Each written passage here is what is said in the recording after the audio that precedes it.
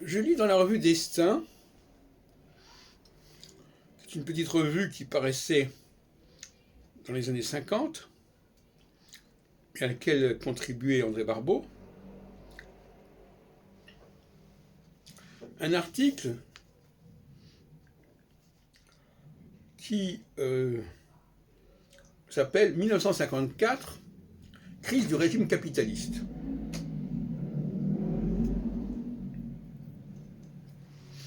Alors je lis quelques passages de Barbeau.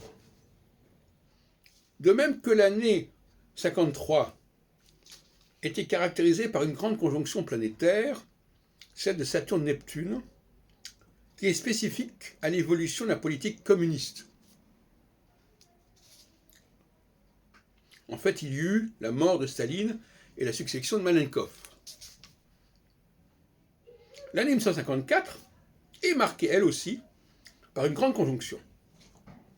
Il s'agit d'une conjonction Jupiter-Uranus qui inaugure un cycle de 14 ans.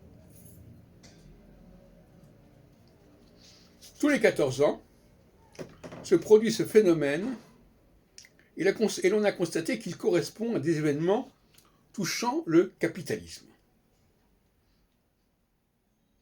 Donc Saturne-Neptune, le communisme, Jupiter-Uranus, le capitalisme. Au cours du XIXe siècle, la plupart des conjonctions Jupiter-Uranus ont synchronisé les expéditions coloniales à côté d'expériences révolutionnaires, autoritaires, industrielles et militaires, etc., etc. Donc, on voit que, début de 1954,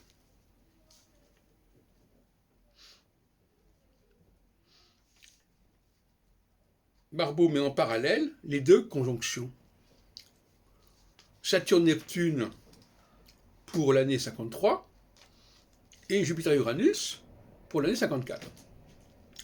Il ne semble pas que cette référence ait été poursuivie. Alors c'est très logique. Il n'y a pas de raison qu'on s'adressait qu'à Saturne-Neptune. Donc il y avait aussi l'autre côté de la barrière. Mais on notera quand même cette expression du titre, 1954, la crise du régime capitaliste.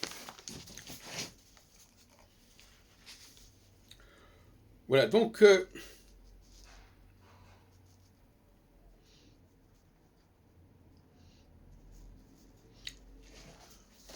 voulais rétablir un certain équilibre dans le discours de André Barbeau, et notamment, excusez-moi, c'est peut-être une obsession, rappeler que dans ce numéro, il ne dit pas qu'il avait annoncé le phénomène. Il dit simplement, voilà, on constate que Saturne-Neptune correspond à ce qui s'est passé. Il est dans l'après-coup, il est dans l'observation. Pourquoi est-ce que Barbeau a voulu se mettre dans la peau de quelqu'un qui avait annoncé le phénomène, et en plus de manière assez dérisoire, puisqu'il l'aurait annoncé le 1er décembre 1953 pour quelque chose qui aurait eu lieu 2 ou 3 mois plus tard. On est très loin des échéances à 36 ans à l'avance. Et effectivement, là, il ne le signale pas non plus. Donc, il y a une zone d'ombre concernant l'article du 1er janvier 1953 qui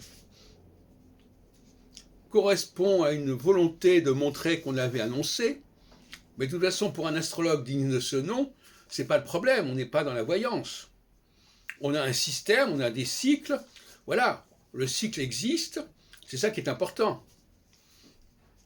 Et ce mélange des genres est intéressant, parce que quelqu'un qui fait de la consultation individuelle, lui, il n'a pas cette problématique dont je viens de parler. Lui, il n'est pas en train de montrer que les choses se sont succédées, etc., etc. Il est dans le comme ça. Il faut faire une prévision de ça.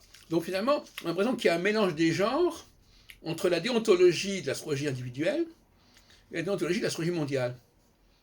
Et que c'est ça qui est assez fâcheux.